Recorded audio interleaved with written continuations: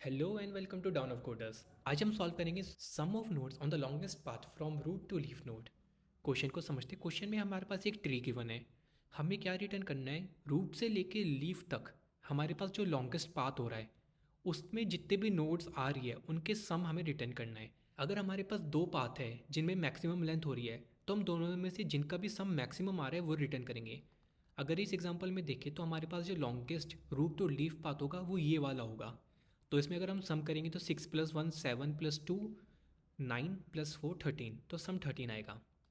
तो इस क्वेश्चन में देखें तो रूट टू लीफ हमारे पास चार पाथ है और चारों के चारों हमारे पास लॉन्गेस्ट है। तो इस केस में हम वो वाला पाथ लेंगे जिसमें हमारे पास जो नोड्स का सम होगा वो मैक्सिमम होगा। तो अगर हम देखें 1 से 3 और 3 से 7 पे जाए तो इस पाथ में जो नोड्स का सम है वो हमारे पास मैक्सिमम हो रहा है जो कि होगा 11। अब हम क्वेश्चन की अप्रोच देखते हैं, हम इसको सॉल्व कैसे करेंगे। तो लेट्स से हमारे पास ट्री है। ओके। हम हमेशा एक नोड से जब भी हम वापस जाएंगे तो हम एक एरे रिटर्न करेंगे जिसका साइज 2 होगा।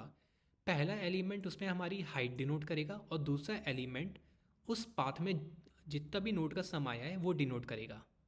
हम इसको ट्रैवर्स पोस्ट ऑर्डर स्टाइल में करेंगे। पहले हम लेफ़्ट का रिजल्ट लेंगे, राइट का रिजल्ट लेंगे और फिर हम अपना रिजल्ट ऊपर भेजेंगे। तो सबसे पहले अगर पोस्ट ऑर्डर पे अगर आपको ध्यान होगा तो सबसे हम ट्रैवर्स करते हुए ऐसे आ जाएंगे। अब 6 पे हम आए। 6 का कोई लेफ़्ट नोड नहीं है, कोई राइट नोड नहीं है।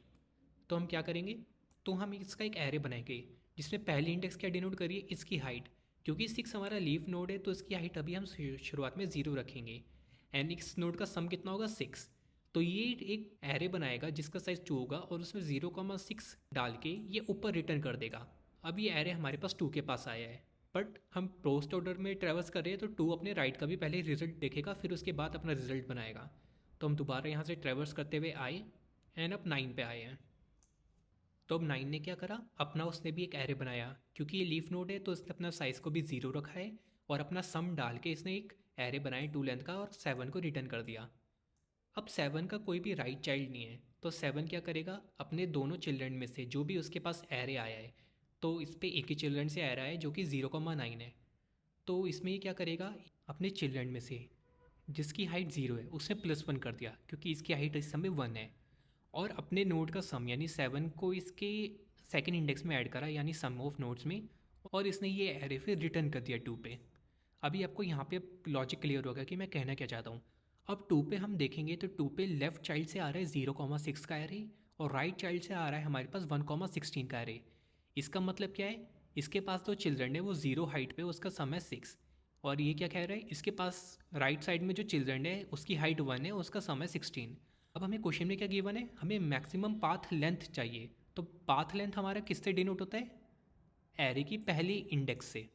तो पहले इंडेक्स में 0 और 1 में से कौन बड़ा है, ये बड़ा है। तो 2 इसको कंसिडर करेगा और इसको रिजेक्ट करेगा।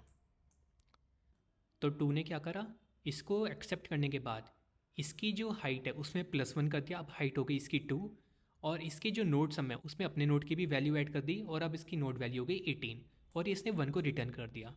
अब 1 भी पहले अपने राइट चाइल्ड को इवेल्युएट करेगा तो ये यहाँ से होते हुए यहाँ तक आएगा।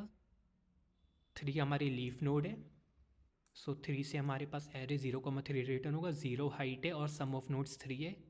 फिर यहाँ से 4 के लेफ्ट में कोई चाइल्ड नहीं है तो 4 अपने राइट चाइल्ड पे जाएगा। 8 हमारे पास लीफ नोड है तो 8 हमारे पास 0 हाइट पे और अपना नोड का सम 8 रिटर्न कर देगा। अब 4 के कोई और चाइल्ड नहीं है तो 4 इसी चाइल्ड को अपने कंसीडर करेगा।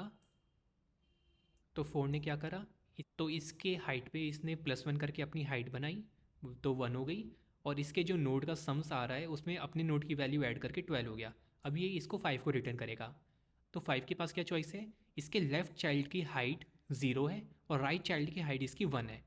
तो क्योंकि 0 और 1 में 1 बड़ा है और हमें मैक्सिमम पाथ चाहिए तो मैक्सिमम ये, तो ये इसको कंसीडर करेगा और इसको रिजेक्ट करेगा।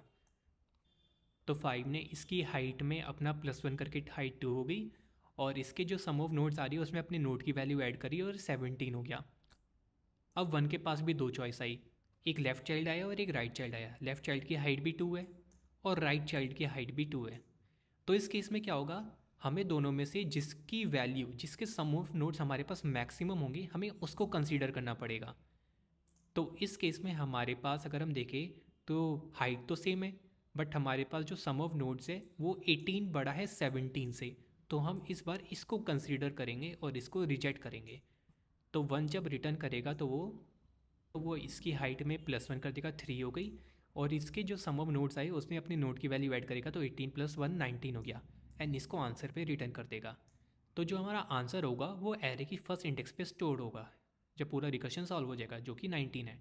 अगर आप चेक भी करेंगे तो अगर हमारे पास लॉन्गेस्ट पाथ इसमें हमें कौन सी दिख रही है, अगर हम विजुअली देखें तो देखेंगे तो सबसे बड़ा एक ये पाथ दिख रहा है और एक ये पाथ दिख रहा है। अगर इस पाथ का हम सम देंगे तो क्या आएगा, 9 + 7 16 + 2 18 + 1 19। और अगर इस पाथ का सम देखेंगे तो क्या आएगा, 8 + 4 12 + 5 17 + 1 18। तो एक पाथ का सम हमारे पास आ रहा है 19 और एक पाथ का सम हमारे पास आ रहा है 18। तो दोनों में से ये वाले पाथ का हमारे पास सम सबसे बड़ा है, तो हम इसी को रिटर्न कर रहे हैं जो कि होगा 19। अब हम इसकी कोडिंग पे देखते हैं। तो हमने क्या करा, जैसे मैंने आपको बोला कि हम एक एरे रिटर्न करेंगे। एरे में हमारे पास जो फर्स्ट इंडेक्स होगी उसमें हमारा आंसर स्टोर होगा, जो कि होगी सम ऑफ नोड्स। अब हम रिकर्शन में पोस्ट ऑर्डर ट्रैवर्सल यूज़ करेंगे। सबसे पहले अगर हमारा रूट नल हुआ तो हम 0,0 का एरे रिटर्न कर देंगे। तो अगर रूट का लेफ्ट भी नल हुआ और रूट का राइट भी नल हुआ तो इसका मतलब हमारे पास लीफ नोड है। तो लीफ नोड में मैंने आपको बताया था कि उसकी हाइट हम 0 रिटर्न करेंगे और उसके जो सम ऑफ नोड्स होंगे वो उसमें हम रूट का डेटा रिटर्न कर देंगे। अब हम इसमें एक लेफ़्ट रिकर्शन कॉल कर रहे हैं और एक राइट रिकर्शन कॉल कर रहे हैं। लेफ़्ट रिकर्शन कॉल में हम रूट के लेफ़्ट को कॉल कर रहे हैं एंड वहाँ से एक एरे मंगवा रहे हैं जो कि लेफ़्ट का एरे होगा। एंड राइट रिकर्शन कॉल में हम राइट के एरे में स्टोर कर रहे हैं जो कि आर में स्टोर होगा। अब हम चेक करेंगे, अगर लेफ़्ट का 0 is greater than R right का 0, इसका मतलब होगा कि height of left child is greater than height of right child.